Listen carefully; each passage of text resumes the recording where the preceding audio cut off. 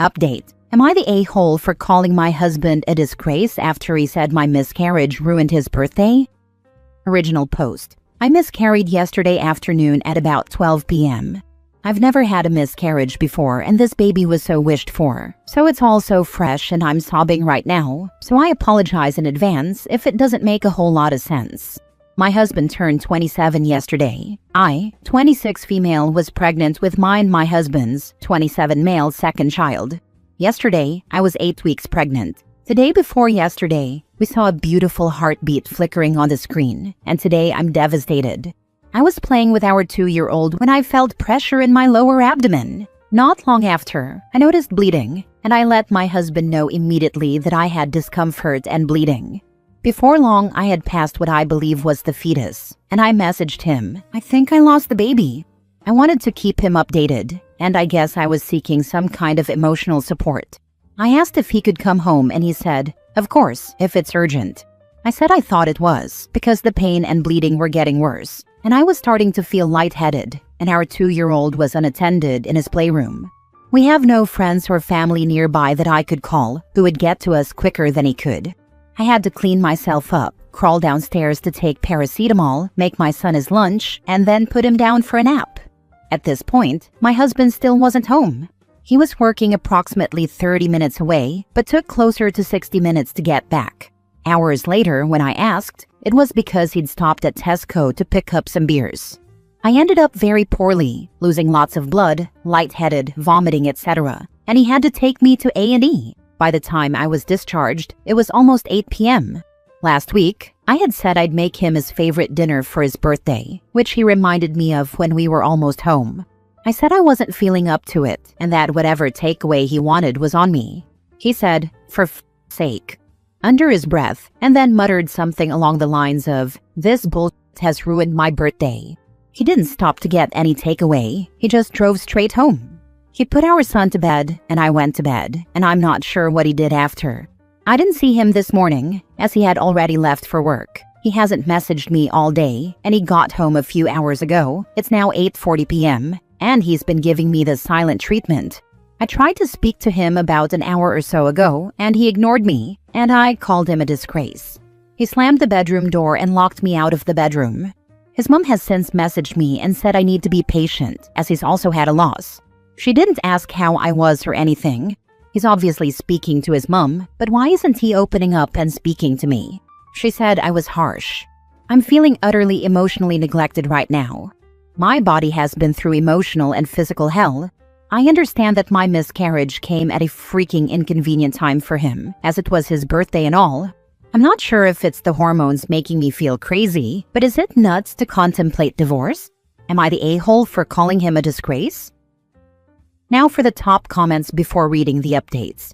If it were me, I would leave him over this. Some things you don't come back from, and getting mad at your wife for ruining your birthday because she miscarried and ended up in emergency is on that list. I'd be so repulsed by his selfishness and callousness that the thought of ever touching him again would make me vomit. He does not like her. His job is 30 minutes away, but it took him over an hour to get to her because he had to stop and get some beers. WTF. She could have bled out while her toddler was just left to himself. He doesn't deserve to have a wife or even a girlfriend, since he's too selfish to care about a living person in need. I hope OP has a male family member that can help give him something to really be upset about. That particular line made me mad for her. How dare he? I wish him the worst next 10 birthdays. May they be lonely, sad, and boring as hell. Not the a-hole OP. Leave his sorry butt, quick, fast, and in a hurry. Not the a-hole, and I can't imagine spending another minute under the same roof as this horrible, immature, cruel man. Yes, the miscarriage of a wanted pregnancy can be a huge loss for a man too, but that doesn't give him the right to be so selfish and treat you so cruelly. Your husband has showed a side of himself he can never hide again. Ask yourself if this is the kind of man you want in your life going forward. I'm so sorry for your loss. And let's be honest here, that POS does not care about this loss. Yeah, he was more upset about not being treated to a birthday dinner than about losing a child. WTF. Now for the first update. A kind Reddit user informed me that this is the best way to do an update, rather than adding a comment to my previous post, so hopefully this reaches the right people. I should have clarified in my original post from last week that the way my husband responded was completely out of character for him. He's usually a caring and supportive man, and is a good husband and father.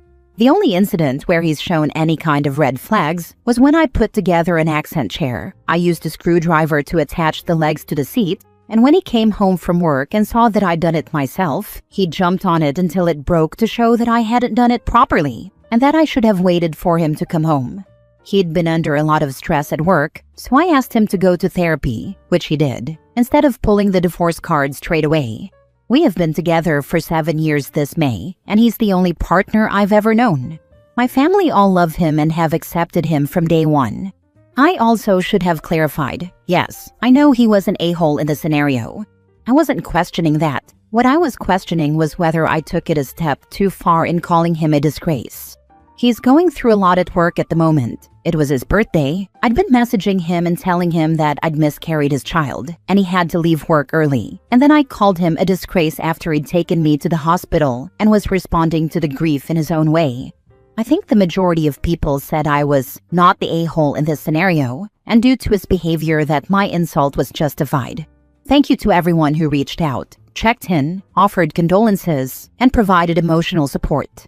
I've read all my messages and tried to read most of the comments. Most of them have been very kind and helpful, and have helped a lot over the past few days. I had a scan yesterday, which confirmed that everything has passed successfully. Some people may remember that I was very worried about retained tissue due to my fever over the weekend. Also, my tonsillitis has fully cleared up, so I'm feeling almost back to normal physically. I left my husband. My son and I are staying with family in a different part of the country, so we are safe and managing. My husband did get very angry when I told him that I was leaving him. He tried to stop me from leaving with our son, put his hands on me, and threatened to end his life. My mom intervened, and like I said, we are safe. I have some time off work now, so I will continue to take time to recover emotionally and plan my next steps. Thank you if you've read this far. I doubt there will be any more updates after this. The chair thing is insane. Absolutely bonkers. I'm glad you're safe and you left him. Stress is no excuse for behavior. Being snappy or grumpy is one thing, but his behavior is on another level. He needs serious help. I am totally imaging him jumping on it like an enraged monkey. He had to jump on it to break it to prove her wrong, instead of, just redoing it. And how hard did he have to jump to break it? Because it kind of sounds like the chair was put together just fine for a normal human sitting on it. I'm glad you left him, but I am concerned you'll go back based on how this post is written. You are still speaking about him like he is a good husband and are justifying his behavior. Stop doing that. Make a therapy appointment for yourself. He's not here to defend himself, so I'm trying to make it as fair as possible from both sides, so he's not made out to be a monster. I have a therapy session booked. I will not be returning to him as he's not someone that I want my son to grow up watching and witness that behavior thinking it's normal. I'm not going to lie. I had no idea where this post was going. It seemed like you defended his behavior, then dropped the chair incident on us, then continued to defend him. By the last paragraph, honestly felt like I had whiplash. Regardless, I'm happy you're away from him and are safe, because he's definitely not a good person. Stressed or not, that's not how sane people conduct themselves. Please do not let him guilt you into going back to him. He's dangerous. Sorry, I'd like to say that I'm feeling better emotionally, but I'm not. I've kind of just word vomited like it's a diary entry in a sense. I'm going to start journaling from now so that I'm not just rambling to a load of strangers. Second update. Hi, I'm not sure if anyone remembers, but I posted on this app for the first time a while back after I had a miscarriage, and my husband said I ruined his birthday. I need to start this off by asking that if anyone takes the time to comment, please do not leave negativity or insults, as I'm extremely emotionally vulnerable, and I truly feel terrible. When I updated about 5 weeks ago, I didn't think I'd have to make another update. But in short, I'd left my husband, and he'd forcibly tried to keep me in the house by putting his hands around my neck. It was really frightening, and in that moment, it made me feel completely confident in my decision to leave. Since that day, I haven't had any contact with my husband. As I was leaving, he was screaming that he'd end himself if I left. It's not the first time he's threatened this in our relationship, but I called his mom once I was in the car to let her know. She said she'd go over to see him, and I didn't hear from her for another week or so. About 2 weeks ago, my husband was found dead in our family home. I'm angry, hurt, devastated, relieved, and most of all, guilty.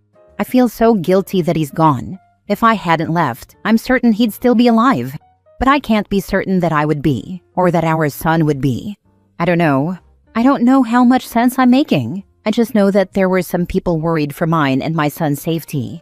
Please be kind. Please reach out to loved ones or local services if you're struggling.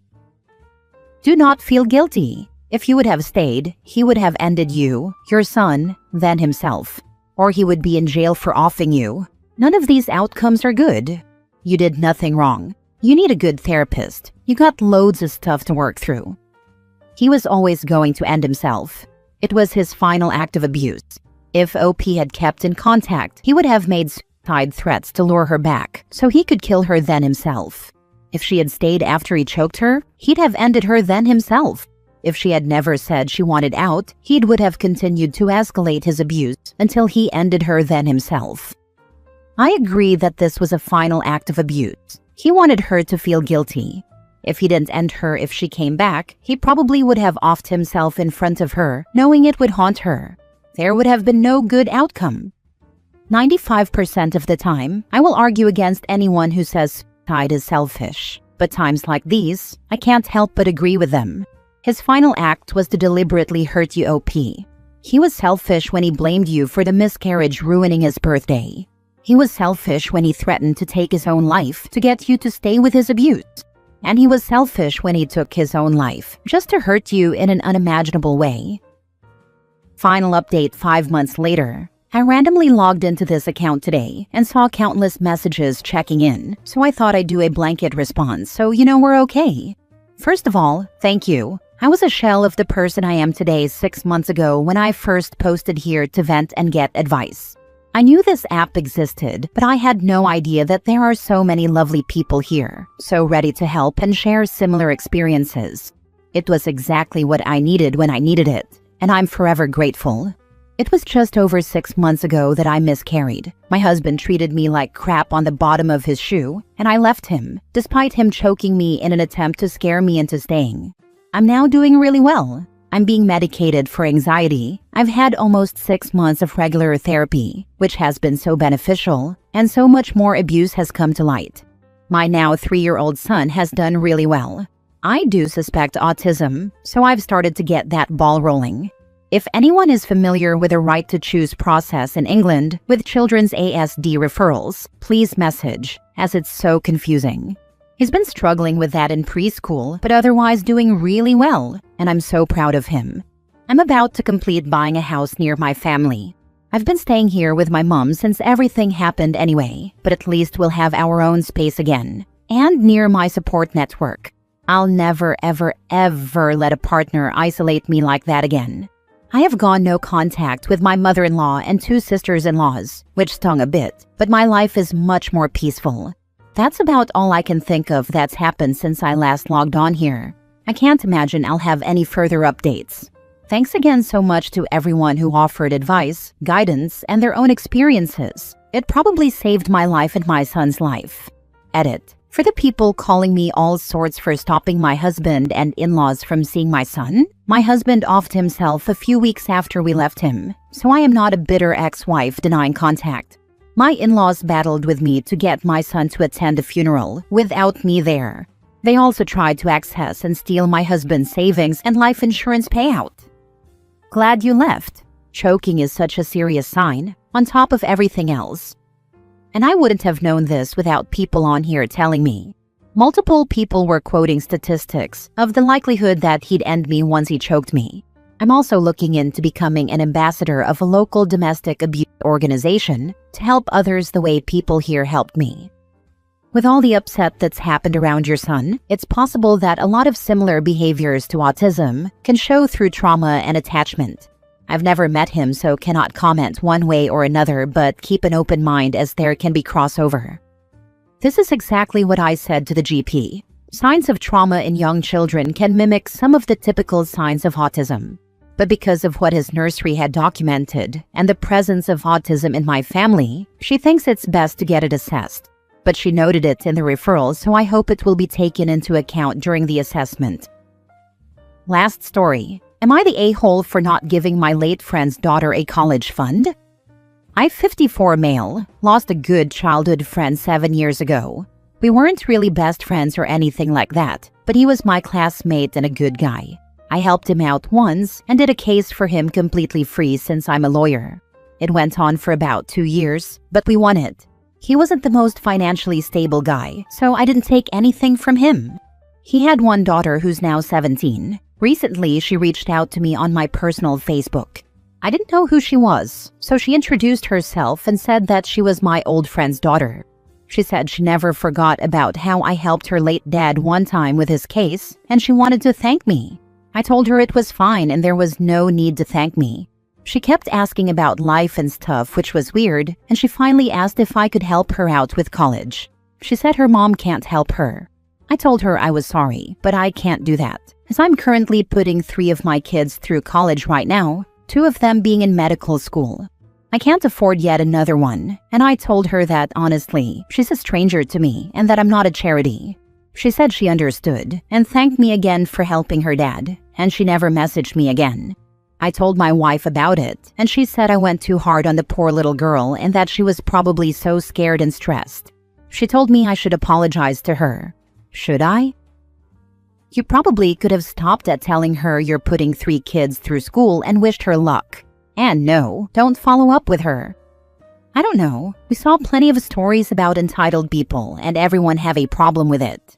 Yet here we are. Her ask was so entitled.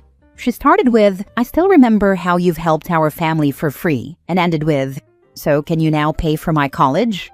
To me, she needed to learn how inappropriate and entitled the ask was. Perhaps because of that, she won't grow up to be posted as another entitled person story in the future.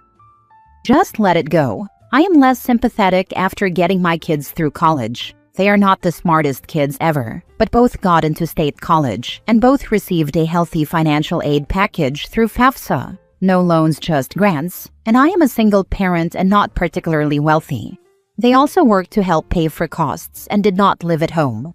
Since their undergraduate degrees, they all have gone on to complete graduate school. The daughter can figure it. There is money out there.